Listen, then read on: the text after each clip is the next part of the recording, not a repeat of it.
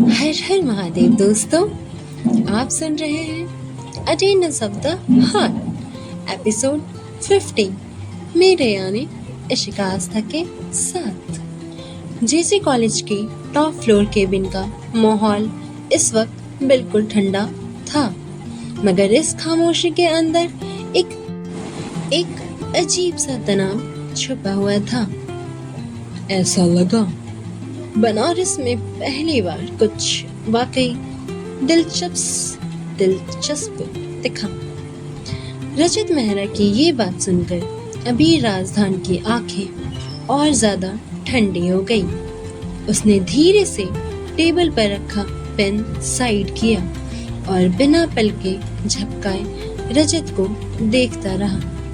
Cabin में कुछ पल के लिए बिल्कुल सन्नाटा छा गया।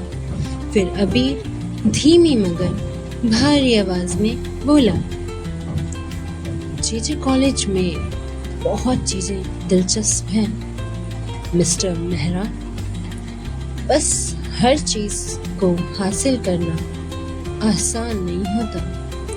रजत हल्का सा मुस्कुराया। बस ये देखकर अबीर की जौ और कस गई, मगर इस बार उसने अपना गुस्सा चेहरे पर नहीं आने दिया। हम यहाँ बिजनेस डिस्कस करने आए हैं, उसने ठंडी आवाज में कहा। So let's keep it professional. Rajat ने कामली सर हिला दिया, मगर उसकी आंखों में अब भी वही हल्की सी मुस्कान थी। और इधर कॉलेज के दूसरे साइड क्लासरूम में बैठी खनक बिल्कुल ध्यान नहीं लगा पा रही थी। प्रोफेसर कुछ पढ़ा रहे थे, मगर उसके दिमाग में बार बार वही कॉरिडोर वाला मोमेंट फ्लैश हो रहा था। तुम मेरी शांति खत्म कर रही हो मिस खनक। ये याद आते ही उसका दिल फिर फास्ट धड़कने लगा। खनक। सडनली प्रोफेसर की आवाज सुनकर वो एकदम होश में आई। Yes sir. पूरा क्लास उसकी तरफ देख रहा था और अंकिता साइड में बैठकर हंसी रोक रही थी। प्रोफेसर ने आईब्रो रेज करके कहा, मैंने अभी क्या एक्सप्लेन किया? खनक एकदम ब्लैंक हो गई। उसने जल्दी से नोटबुक खोली, मगर उसमें तो बस रैंडम लाइंस बनी हुई थी। पूरे क्लास में हल्की सी हंसी गूंज गई। करण पीछे से धीरे से बोला, लगता है मैडम को आज पढ़ने का मन नहीं है। ये सुनकर खनक ने उसकी तरफ घूरकर देखा और अंकिता हंस पड़ी।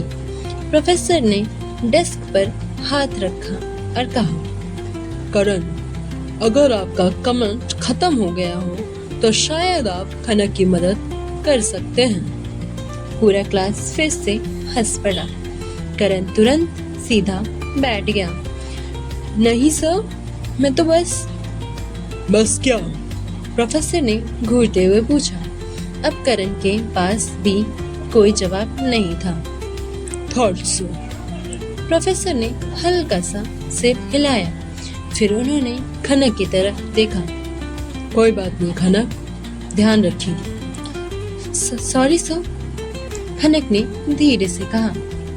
प्रोफेसर ने बोर्ड की तरफ मुड़कर टॉपिक फिर से एक्सप्लेन करना शुरू कर दिया। इस बार क्लास में सब शांत थे।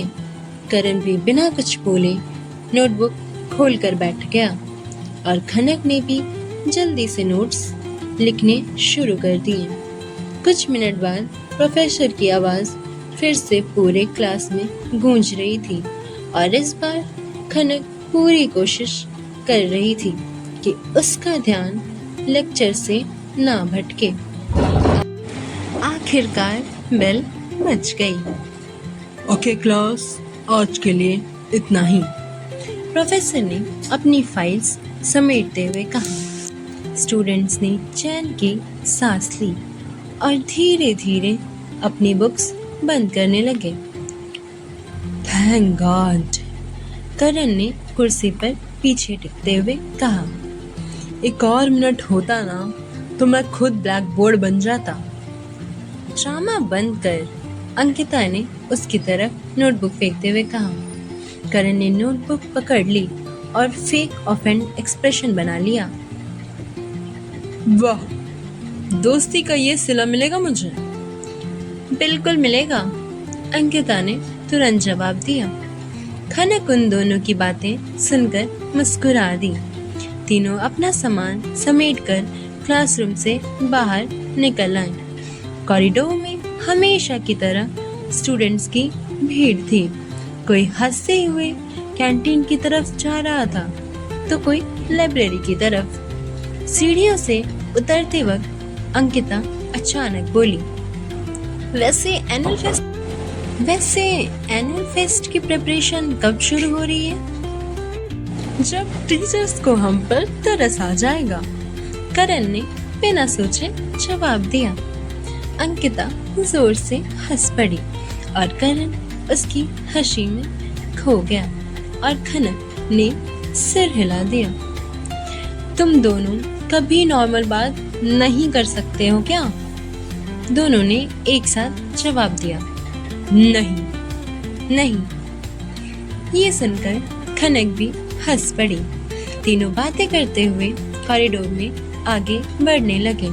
कॉलेज का दिन अपनी नॉर्मल रफ्तार से चल रहा था और फिलहाल उन तीनों को बिल्कुल अंदाजा नहीं था कि आने वाले कुछ दिनों में एनुअल फेस्ट ऑन मनाली उनकी जिंदगी में कितनी नई कहानियां लेकर आने वाला है।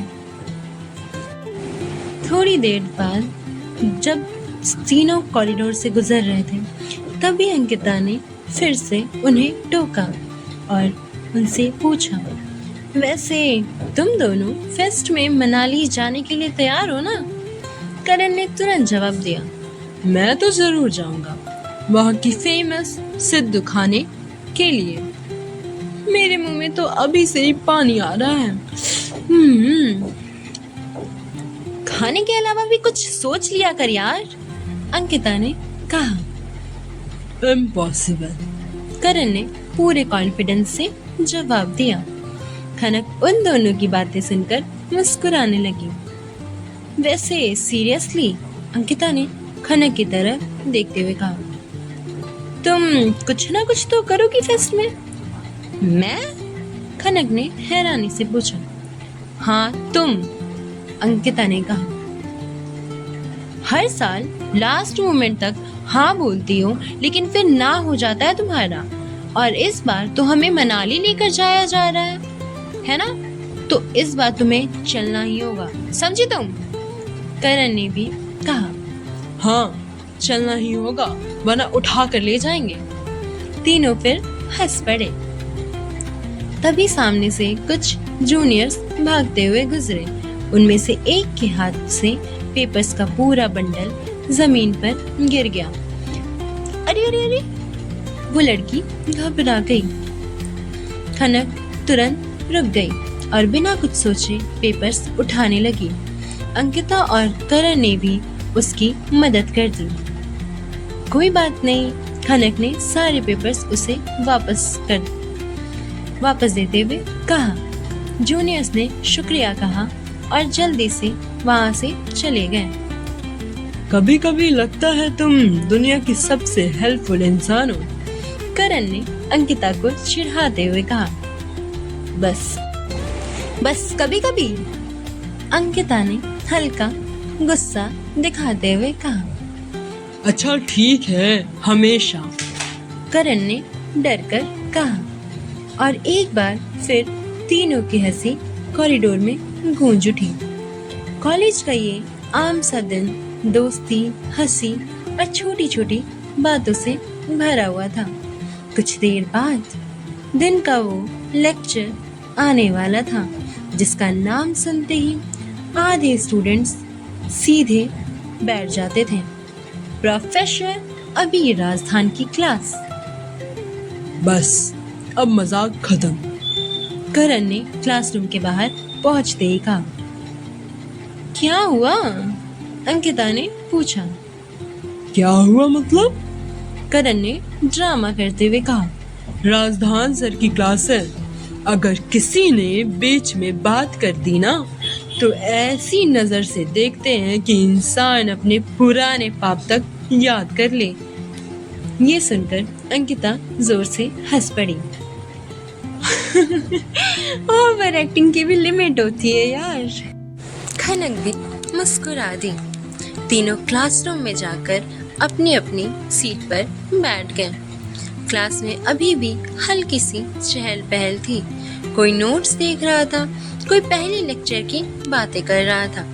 तभी क्लासरूम का दरवाजा खुला और अभी राजदान अंदर आया। एक ही पल में पूरी क्लास की आवाजें धीमी पड़ गईं। अबीर ने बिना कुछ कहे अपनी फाइल डेस्क पर रखी और बोर्ड की तरफ बढ़ गया। Open your books fast. उसकी गहरी आवाज पूरे क्लासरूम में गूंज उठी। करण धीरे से अंकिता की तरफ झुका। देखा? क्या? एक ही लाइन में पूरी क्लास शांत होकर दी उन्होंने। अंकिता ने तुरंत उसे कोहनी मारी। अब चुप भी हो जा।